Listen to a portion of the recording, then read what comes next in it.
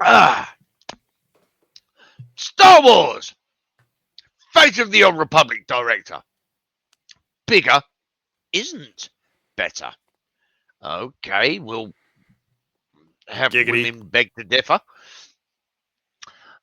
A new report reveals that a private group led by former NetEase veteran NetEase all of is the these company that makes Marvel Rivals and a bunch of other mobile games, which is interesting that they did Marvel Rivals. Anyway, continue. mobile. Ugh. Yeah, but Marvel Rivals is a great game and it's not on mobile, so it intrigues me. Plus, they're just saying it's funding. So anyway, continue. Okay, funding's funding. Yes. We'll be funding Star Wars: Fate of the Old Republic. Star Wars: The Fate of the Old Republic. Let's get all the words we can in there, so we'll get paid. I get paid by the word, so if I can repeat it 79 times, I will. Yeah, because in an article I'd write Star Wars: The Fate of the Old Republic, and then in parentheses write Star Wars FOTOR. Yeah, and then you just refer to it as FOTOR from then on. Exactly. Yeah. Star Wars: Fate of the Old Republic. Come on, give him his due here. Received a surprise event at the Game Awards 2025. Mm-hmm. With no new details arriving since then. If you haven't gone and watched the teaser trailer, go watch the teaser trailer. It's really short, and it's all cinematic, of course, but it gets everybody excited, of course. The director has stated that the game should arrive before 2030. Yeah, that created a big debate on the internet. That's still a big debate. I think it'll be before 2030. There are people who think it won't be. So we'll see. The studio was only created, Argonaut Studios, in July of last year, and the game was announced in December of last year, if that gives you any idea. And they're quietly putting a team together, is what they've said. Oh, okay. But that doesn't provide much information. No, of course it doesn't provide much information. Yeah, it'll be sometime in the next half a decade. For players. Now we have been informed who is funding Star Wars. Oh, there we go. FOTOR. Hey, look at that. Yeah, okay. There we go. And then the next headline. Well, it's the headline, so part of it, I guess. Star Wars: Fate of the Old Republic receives funding from Greater Than Group. Okay, so the name of the group is Greater Than. A Bloomberg report, Bloomberg report, reveals that former NetEase executive Simon Zhu has announced the launch of his new company, Greater Than Group, which has secured $100 million in funding. $100 million in funding. The title's under GTG's. Oh, look. He does it there right away. What the hell? Belt include Star Wars: Fate of the Old Republic, developed by Argonaut Studios, led by industry veteran Casey Hudson. So I wrote an expose on this for Nerd Reactor, self-plug, shameless. But yes, that this is the Star Wars game that we deserve. And everyone's worried about Casey Hudson because he's the one that did the ending for Mass Effect 3. Yeah. So everyone is worried. I think this is a little different than that. It's a different IP completely. So, and he's probably learned from that. Well, hold up. Hudson has brought on several former BioWare executives to assist with the development. Well, then hopefully they've all learned from their mistake. Yes, or no, they haven't. We'll find out. Hudson, the director, has shared some thoughts on Star Wars: Fate of the Old Republic. Oh, he's not even doing it again. Scale, approach, and use of AI. The developers aren't looking to use AI, as Hudson finds it to be creatively soulless. I like that. A little bit like me. No, you're just soulless. Creatively, no. All right, so I'm creative, but in a soulless way. Correct. Cool. The director has also stated that bigger isn't necessarily better. Giggity. I had to wait for you to get that giggity, and I knew it was coming. The director isn't interested in making the game hundreds of hours long. However, Replayability will be kept in mind with players getting to explore different storylines. That's interesting.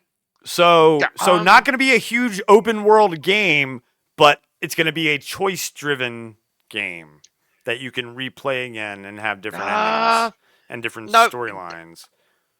no. If you make it a big open world game, you can choose path A, and that will close off path B to you, and you can choose path C along with A, and that will close off D and E to you.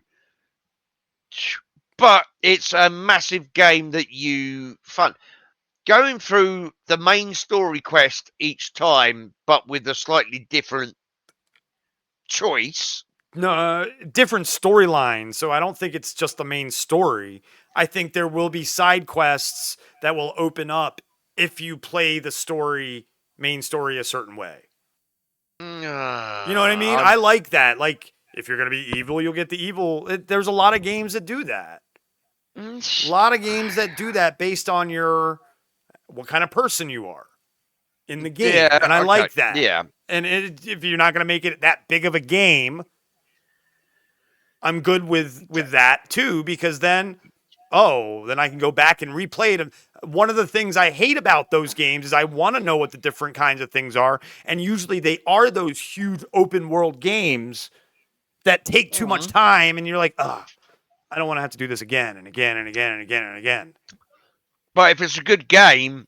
Yeah, but the problem is then what is it? The backlog is real and the saturation of games is real. And you want to play that next game and not keep going back to the same game over and over again.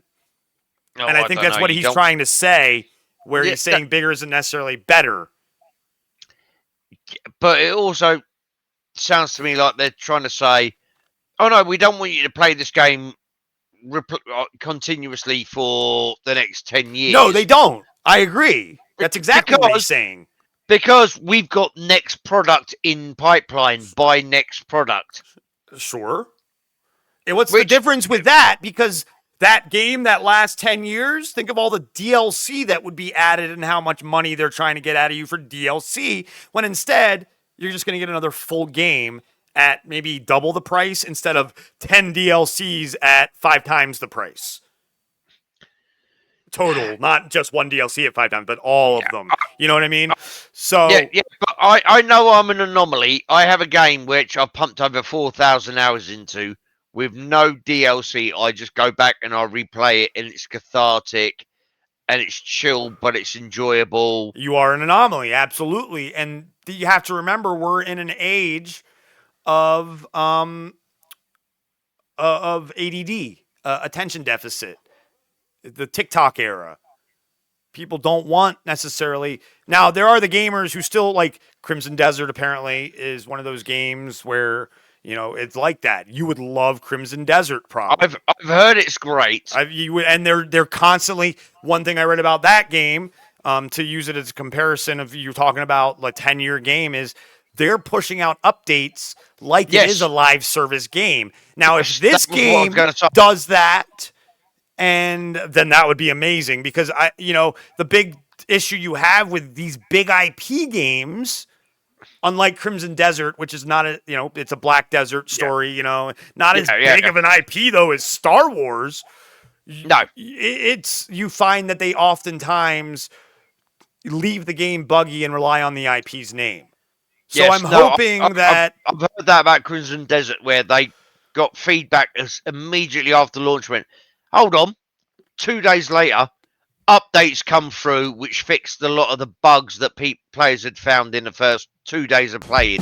And they're like, right, we keep going, we keep updating. That is the way you do it. Yeah, I agreed. So, yeah, so I mean, again, this is the first you're really reading about FOTOR.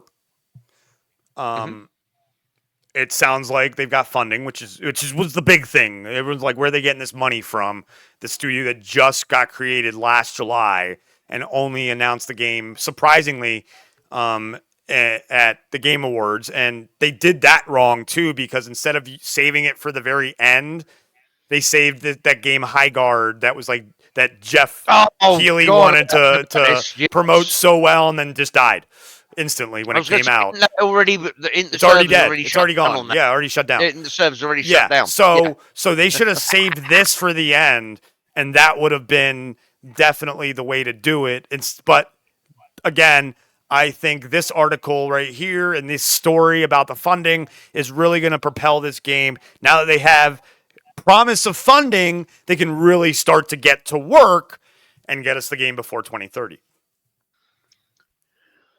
Well, on that note, fingers crossed on that one. Yeah, I can't exactly. actually I understand.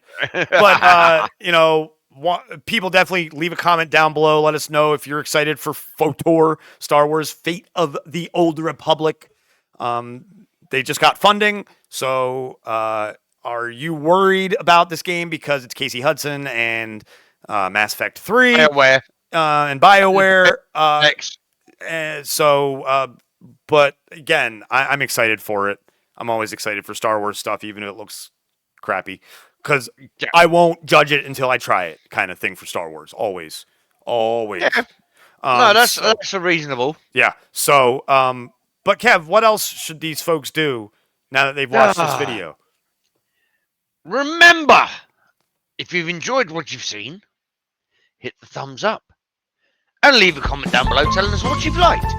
If you disliked it, hit the thumbs down and leave a comment down below about what you didn't like about it. And if you really liked it, hit the subscribe button. And if you want to see more of this content, ring my orc bell. And so you get notifications whenever we go live or post a video. Thank you. Laters. Bye. And now back to our regularly scheduled program.